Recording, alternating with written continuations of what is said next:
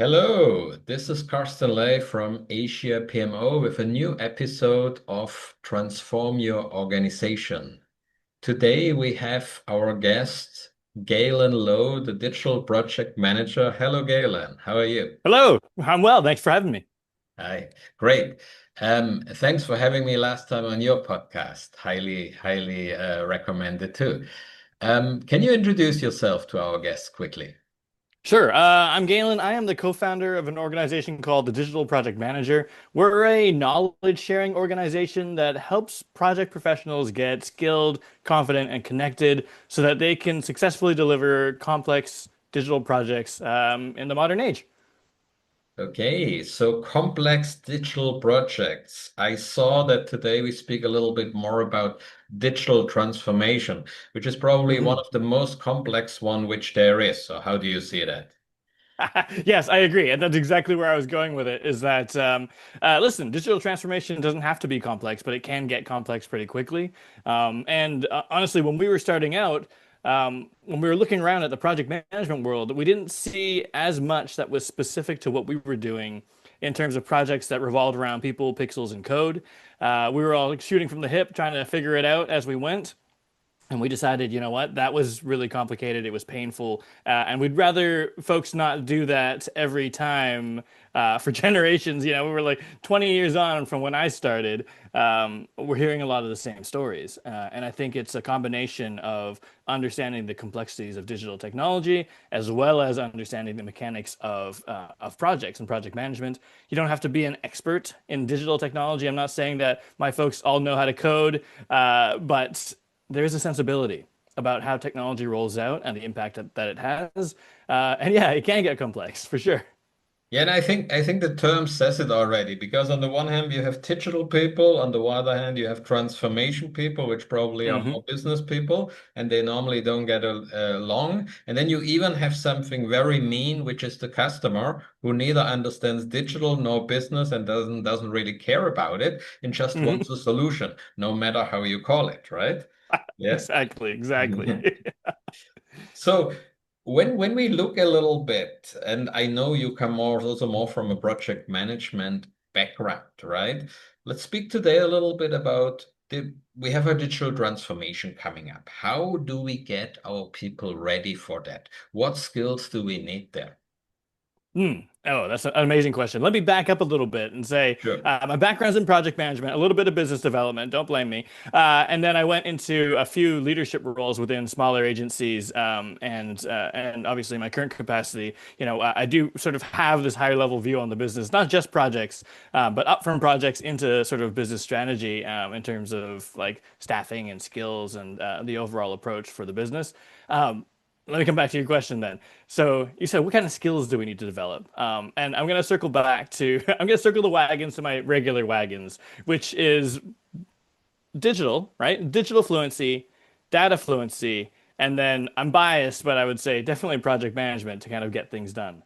Um, I think from the digital fluency, I think there's a lot of opportunities there that we leave unturned as businesses, mostly because we're like, oh, that person, yeah, they don't really need to understand digital. They don't really need to sort of get in the weeds. That's not part of their role. We don't really need to train them up on understanding how technology could help them do their job, but also help evolve what they do in their process. Data fluency, honestly, the thing that I see the most is either they haven't got the data, an organization hasn't got the data, or they don't trust it. And especially when they have, the dashboard up and they're like, yeah, but is that really the data? And they don't really fundamentally understand the data that they're gathering, and therefore they can't measure change. Or if they could measure change, they decide not to because they'd rather sort of go on gut feel. And then the project management thing is, it's close to my heart. It's near and dear. But I earnestly believe that transformation doesn't happen without project management, mostly because I see a lot of organizations are doing, quote unquote, digital transformation, but they're still kind of, it's informal. It's localized. It's shooting from the hip. It's like micro transformation. And I'm not saying it's bad. It's not the worst thing you could do. But what I do see, and you probably see this as well, is just the notion of a project, an important initiative that kind of either stalls out or it's, dead on arrival. It doesn't sort of achieve its goals quarter over quarter, and it keeps getting pushed down the line for various different reasons. And the folks who are leading that just aren't equipped. They aren't equipped with the tools to be able to take that project across the finish line and realize its outcomes, or realize that it's a project that actually should probably be dead on the table, right? Like it's like maybe we should cancel this project. We're using resources. We are not achieving our goals. The vision is unclear. Why don't we shelve this for a little bit and come back to it? But that sensibility of delivery or evaluating whether or not there is value in a project and whether or not it's going to achieve its outcomes, I think I see that as a big blocker for a lot of organizations because they keep dragging this weight along, these projects that aren't getting done, they aren't making progress. They don't really know what to do other than to keep going with them, right? Keep doing what we've always been doing, and hopefully it'll get done next quarter or next quarter or next fiscal or next fiscal. And I see that happen a lot, and it's nobody's fault. I think it's because the folks leading the project, usually they're not trained project managers. They don't have the title project manager. They're informal project managers. They're managing it off the side of their desk probably, and they've never gotten the training. Mm. I think you said something very interesting at the beginning. Before we go to the project management stuff, I mean, we have a lot of business people, yeah, who are Hmm. probably not trained on the digital opportunities which are out there. I mean, nowadays we speak a lot about AI.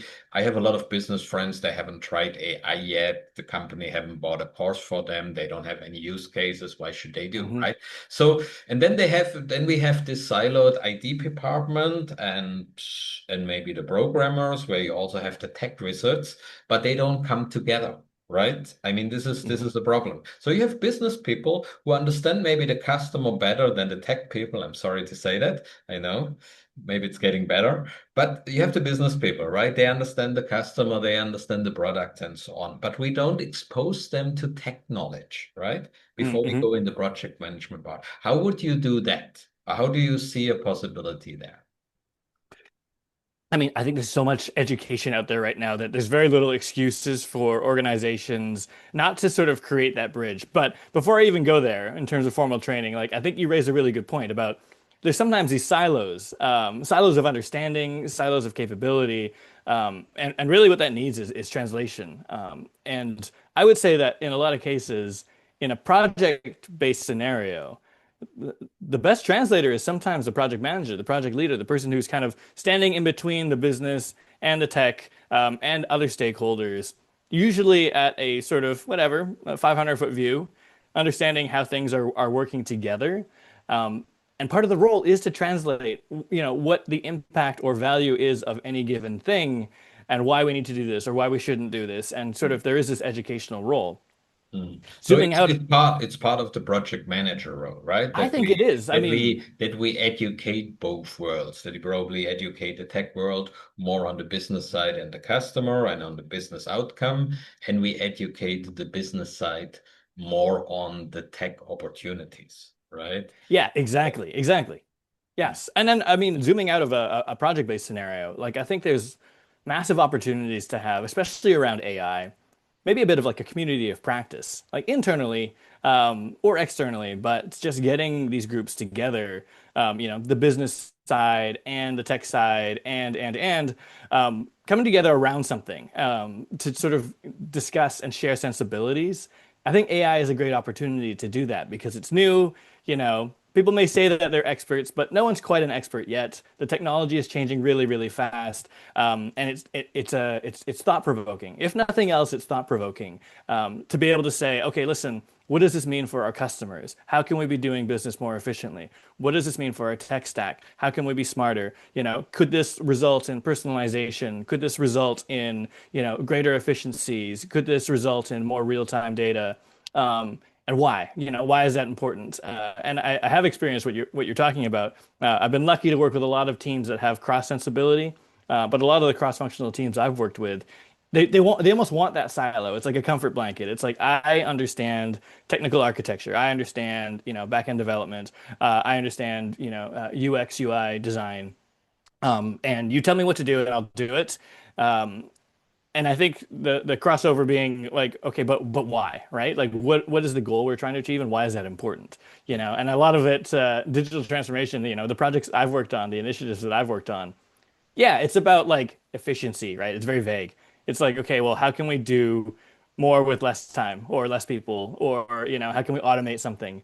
And that's not necessarily the vision or the goal, right? From the business side, the vision or the goal would be, yeah, we want to be able to enable growth. We want to be able to, have our people do more. We want to sort of stay competitive. We want to be able to develop something new and exciting, and not get sort of entrenched in all of the sort of admin. And I think that conversation is also germane to the AI conversation as well, because like it or not, AI is forcing a new wave of digital transformation that's a lot more pervasive. It's everywhere. It's a lot more pervasive than what I considered to be tr digital transformation before, which was, modernizing and digitizing processes and systems and infrastructure, and sort of these big pillars.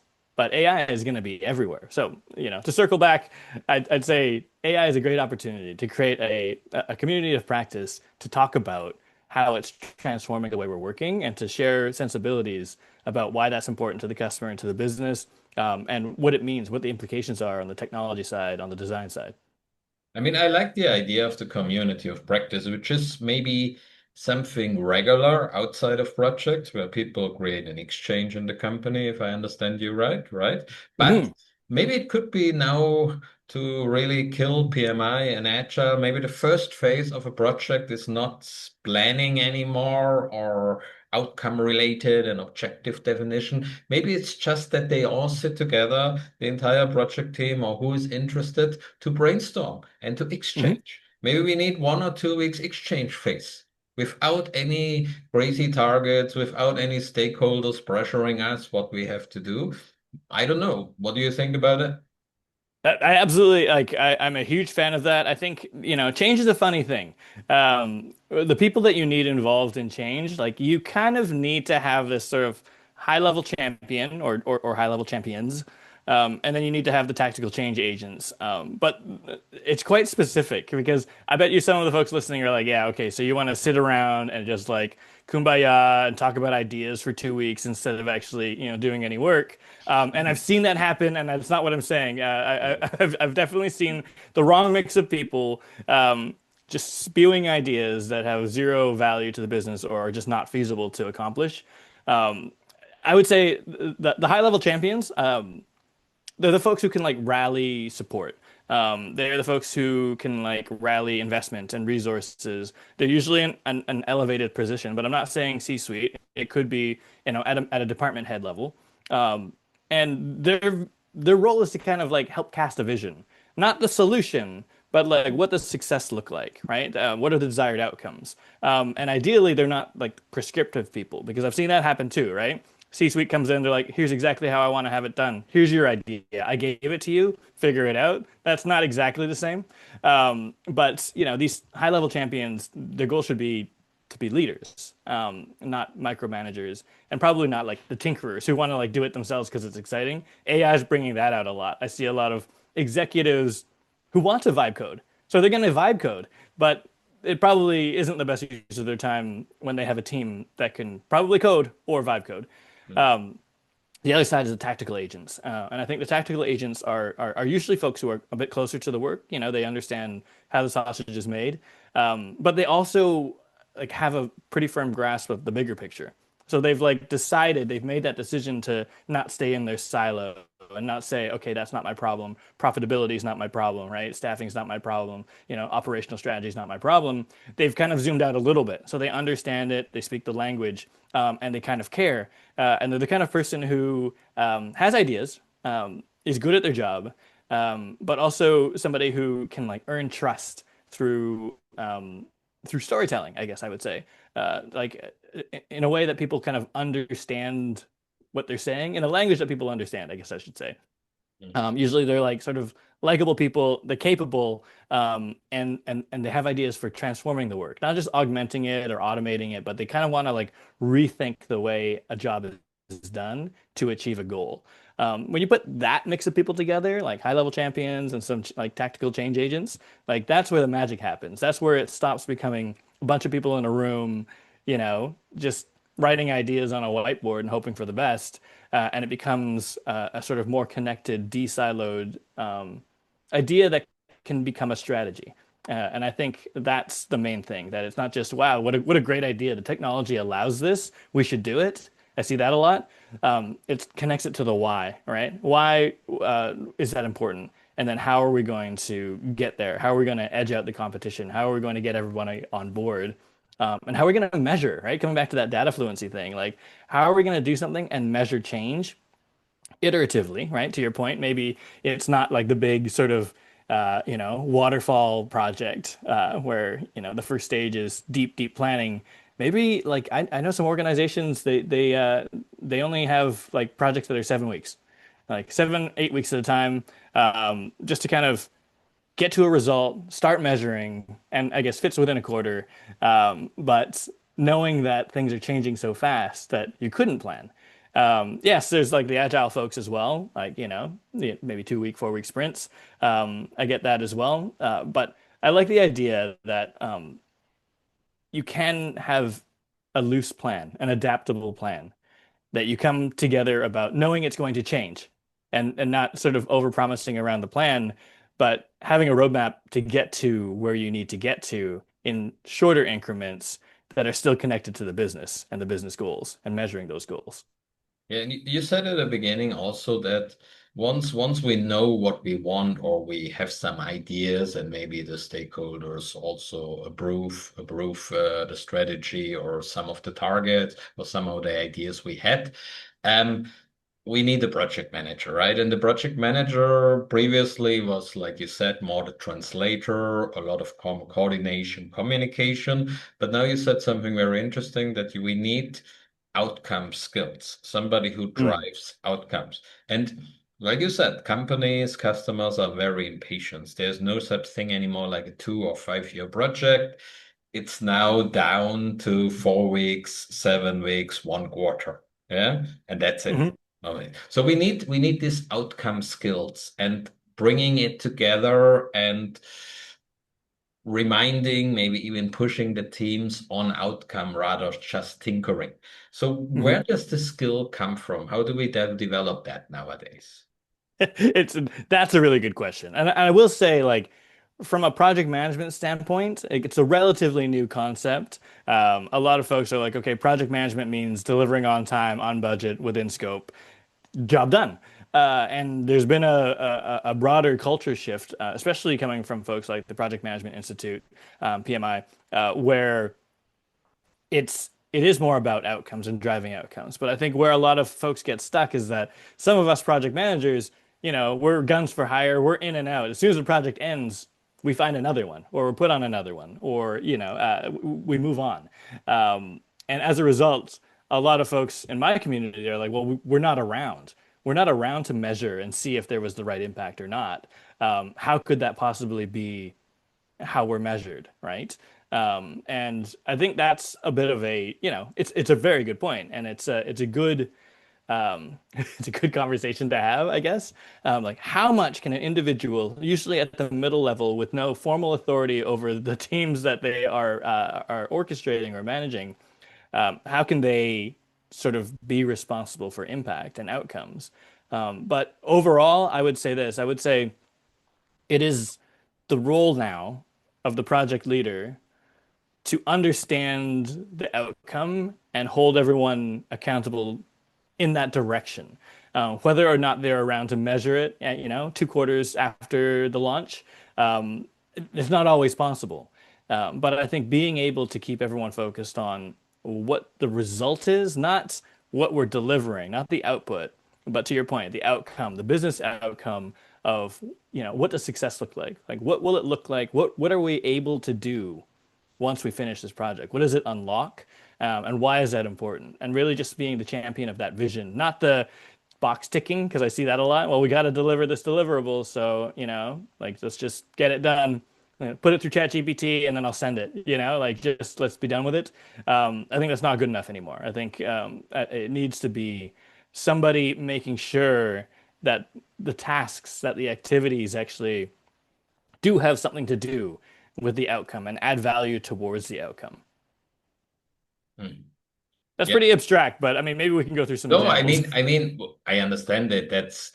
I mean, the outcome is normally what we call a little bit a post-project phase. So how we mitigate it in some banks or in some e-commerce client is that a project team at least is on board for, let's say, 4 to 8 post-implementation period.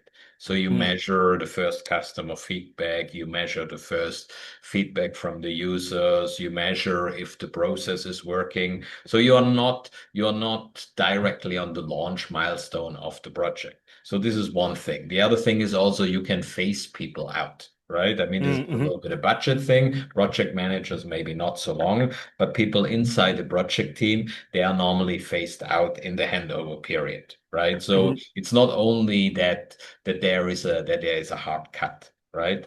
The only thing I'm a little bit worried about is that when I look in all these project management and agile methodologies and also all this certification stuff we have around, which I also took, I don't see really these outcome thinking there, right? I mean, in the education part, in the skills part.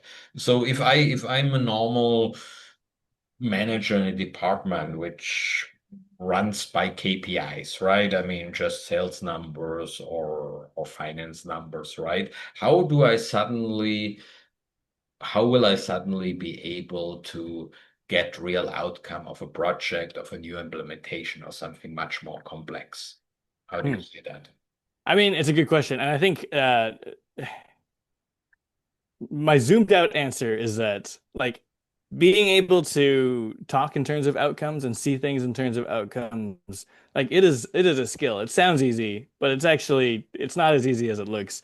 And I'd argue that, well, I mean, I would suspect that a lot of folks in the project management world are like, yeah, that becomes a business thing, right? To understand a business outcome that's going to be related to your vertical. You mentioned, organizations in financial services or, healthcare or product is going to have different measures. But honestly, for me, like the best things have been like my background is sort of in human-centered design.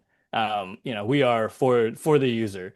And some of the things that you mentioned, some of the metrics that you mentioned, are really good indicators, right? Like customer satisfaction or NPS. I think like cycle time for a task to get done. And they seem like micrometrics, and they seem like I don't know, very like Overwatchy, right? Especially in, for example, call center transformation, for example, or contact center, where yeah, we're trying to reduce the number of calls hitting a human agent, and everyone goes, "Oh, okay, yeah, you just want to fire us all, like you want to have smaller staff," and that might be part of it, but also.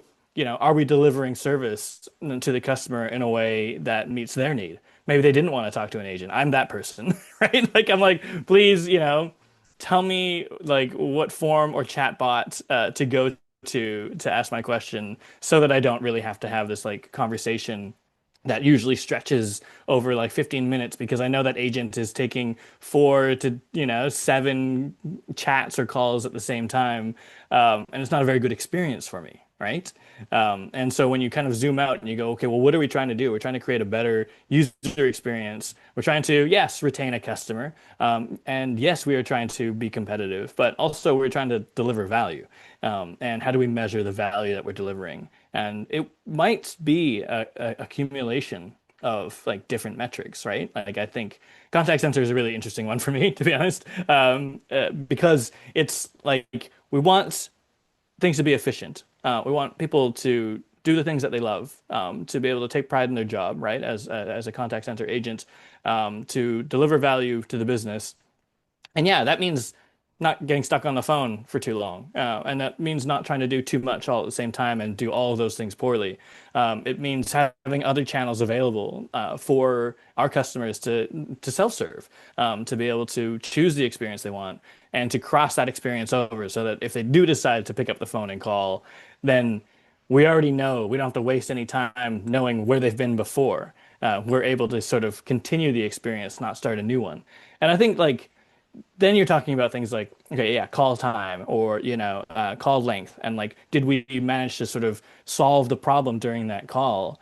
And yeah, they seem like very mechanical, please do your job performance metrics. But they do add up to transformation in my world because we've we've looked beyond what we've always done. And I think that's the biggest thing, right? It's like, okay, well, we've always had contact centers around the world with, this structure, and it will never be different. And then something like the pandemic came around, the COVID-19 pandemic, and challenged all of those things to be like, okay, well, do they need to be in the contact center? Do we need to be co-located? Can they be remote? The answer in most cases was yes. And then like AI is the sort of next foray. Not to say that it hasn't been continuous, but AI is forcing the question again of like, okay, well, we've been working on chatbots for, the better part of a decade, at least from where I stand. Now AI is here doing intense natural language processing in real time. It's delivering a great experience. And is it going to be the human experience? No, probably not.